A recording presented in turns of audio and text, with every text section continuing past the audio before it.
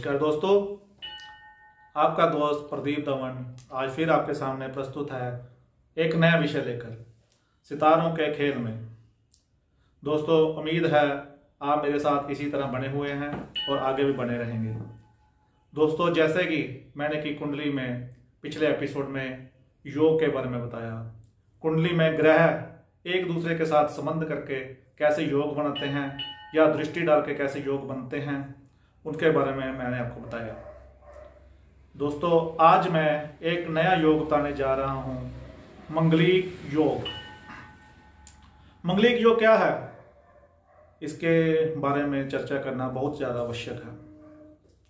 आमतौर पर लोगों के बारे में यह धारणाएं हैं कि अगर कुंडली में मंगलिक दोष आ जाए तो व्यक्ति को काफ़ी समस्याओं का सामना करना पड़ता है, खास तौर पर जब विवाह का विषय हो। तो जब किसी की व्यक्ति की कुंडली में मंगलिक दोष के बारे में चर्चा की जाती है, आमतौर पर व्यक्ति के घर वाले परेशान हो उठते हैं, ज्योतिषी से बार बार उसका निवारण के बारे में पूछते हैं। पर दोस्तों, क्या ऐसी बात है? कुछ अनएक्सपीरियंस्ड ज्योतिषियों के बारे में भी इसके बारे में ज्ञान ना होने के कारण कुछ गलत धारणाएं प्रचलित की गई। मैंने अपने काफी सालों के अनुभव से और जो विद्वान ज्योतिषी हैं उनके माध्यम से काफी कुछ इसके बारे में जाना, और मैंने ये अपने लेवल पर ये पाया कि मंगलिक दोष हमेशा व्यक्ति को समस्याओं से नहीं गुजारता। मैंने ये जाना कि कुंडली में मंगलिक योग और मंगलिक दोष ये अलग अलग विषय हैं। पहले तो मंगलिक का अर्थ जानना ही बहुत ज्यादा आवश्यक है। मंगलिक का मीनिंग है मंगल कार्य करना। जब भी कोई मंगल कार्य किया जाता है, चाहे वो घर में हो, समाज में हो, घर में कोई शादी विवाह का हो, तो शुभ कार्य को हमेशा मंगलिक कार्य के रूप में जाना जाता है। परंतु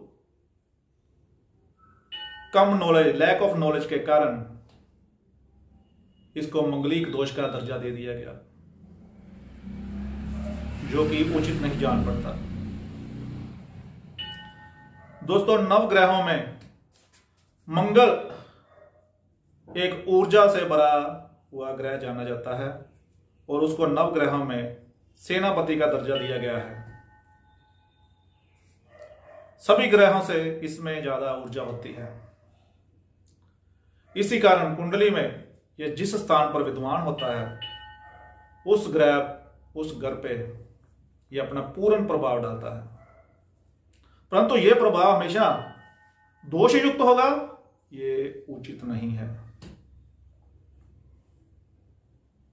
ऐसी बात कभी भी नहीं समझनी चाहिए।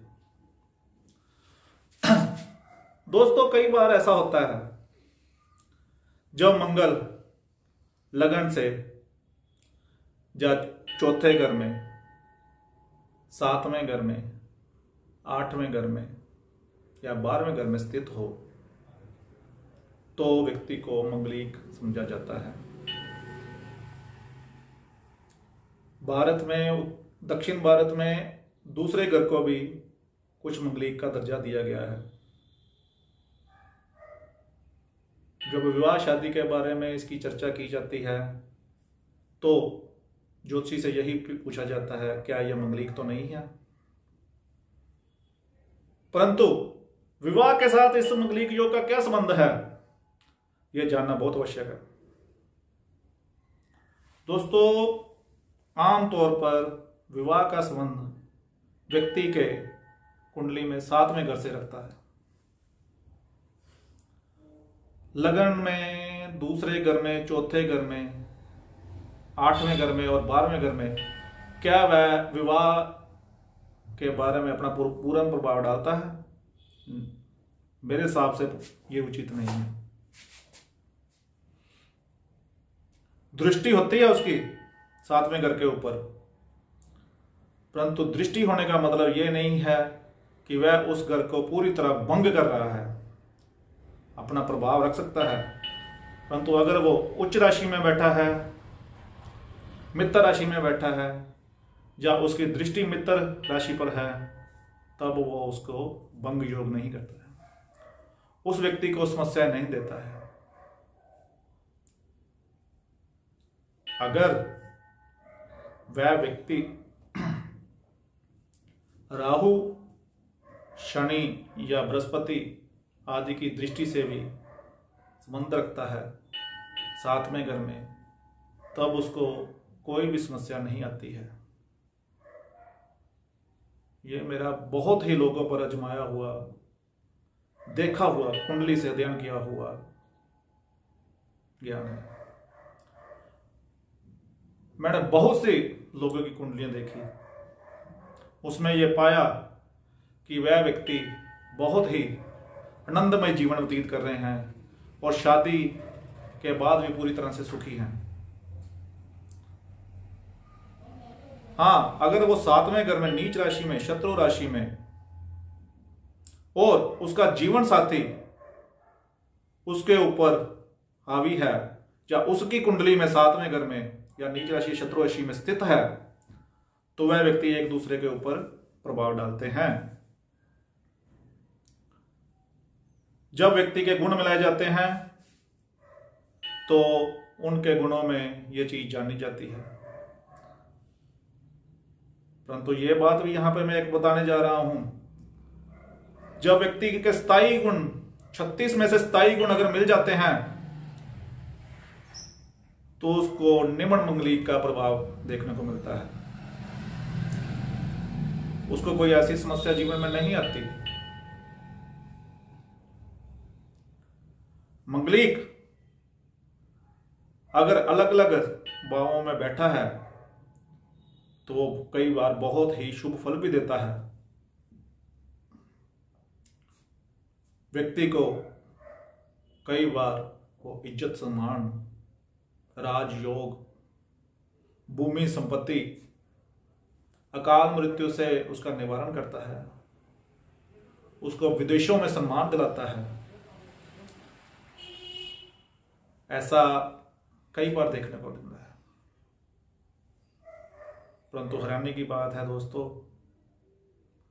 लोगों में इसकी हमेशा ही गलत धारणाएं विकसित की गई हैं। कभी भी ये नहीं जाना जाता कि जीवन साथी के साथ या मेरी कुंडली में मंगलिक योग कैसे बन रहा है और कैसे एक दूसरे के साथ संबंध बना रहा है। हमेशा गलत धारणा ही प्रचलित की गई है। अगर मंगलिक हुआ तो बड़ी मुश्किल होगी, उसका जीवन साथी हमेशा मंगलिक ही ढूंढना पड़ेगा, अन्यथा ऐसा हो जाएगा, वैसा हो जाएगा। नहीं, ऐसी भी धारणा की गई है 28 साल के बाद मंगलिक दोष कम हो जाता है। बहुत से ज्योतिषियों द्वारा ऐसा भी कहा जाता है, बहुत से लोगों में भी यह बात विकसित हुई है। परंतु दोस्तों, ऐसा कभी हुआ है? जन्म के समय जहां पर मंगल स्थित है, जब भी उसकी अंतर्दशा, दशा या उसका गोचर में वो घूमेगा, तब वो अपना प्रभाव दिखाएगा ही दिखाएगा। व्यक्ति के बूढ़ा होने तक, अंतिम चरण तक वो प्रभाव दिखाता है। ये 28 साल का क्या लिंक जुड़ा इसके साथ? ये प्राचीन युग से जुड़ा है। जब व्यक्तियों की शादी बाल अवस्था में की जाती थी, तब यह धारणा की जाती थी कि जवानी में व्यक्ति के अंदर ऊर्जा भरी होती है।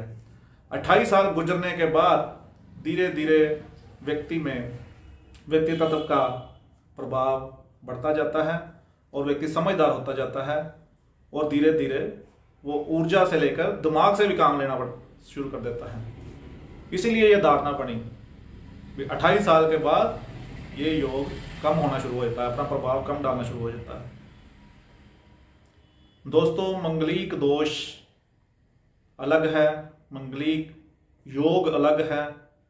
इसके बारे में बहुत ही ज्ञान लेने की आवश्यकता है। मंगलीय दोष अगर आ जाए, व्यक्ति के जीवन में अगर कोई समस्या दिखती हुई नजर आए, तो उसको कई तरह से उसका निवारण किया जा सकता है।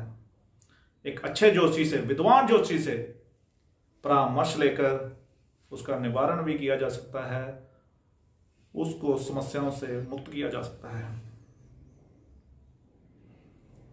मंगल का दान करके, मंगल का मंत्र पढ़कर, कुंभ भरकर, हनुमान चालीसा पढ़कर, कुछ ना करने योग्य जरूरी बातें जिससे कि मंगल अपना दुष्प्रभाव डालता है, अगर उन चीजों से या उन बुरी आदतों से परहेज किया जाए, तब भी मंगल अपना दुष्प्रभाव नहीं डालता। आपकी कुछ आदतें ही मंगल को दुष्प्रभाव डालने के लिए मजबूर करती हैं, क्योंकि मंगल हमेशा शुभ कार्य के लिए जाना जाता है।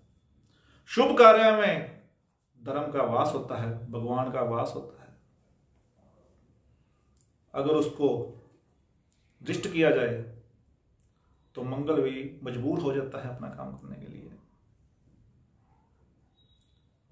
दोस्तों, मंगल के बारे में और क्या करना चाहिए, मैं आपको समय समय पर बताता रहूंगा। उम्मीद है आपको ये छोटी सी जानकारी आपको पसंद आएगी और आप इसका लाभ उठाएंगे और मेरे साथ इसी तरह से जुड़े रहेंगे। आपका दोस्त प्रदीप दमन, धन्यवाद।